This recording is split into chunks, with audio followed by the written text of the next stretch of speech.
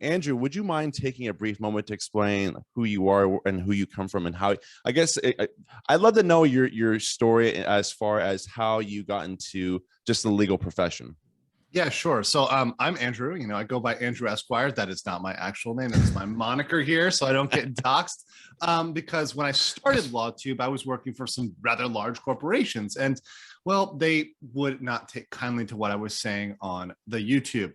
But now I end up working for myself. I'm pretty much independent. I'm an independent contractor, working with a lot of entrepreneurs to help them with their businesses, working with small business to help them start and get a solid start out there when they're trying to go out on their own and become entrepreneurs and build their businesses. So that's what I'm doing right now. I'm from Miami, Florida, in the United States. I went to the University of Florida for law school. I actually did that as a career change because of the Great Recession or the housing crisis, the subprime market crisis, because I was originally a city manager. I was somebody who was helping run a small town in Western North Carolina. But when the economy tanked and the economy crashed, they had to fire people or let people go.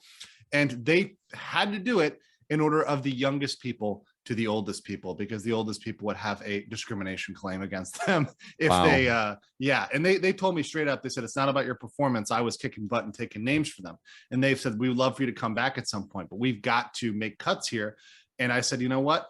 I wanted to go to law school. I'd already been prepping to go to law school. I'd worked on a lot of legal issues.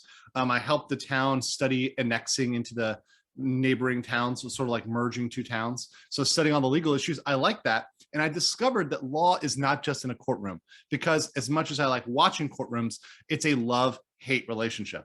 I love watching them. I do not like being in them. So when I went to law school, I knew what I was going to do. I had already worked for 2.5 years, and I came in with a mission and an objective to be a more transactional lawyer. I think you cut out for a brief moment there.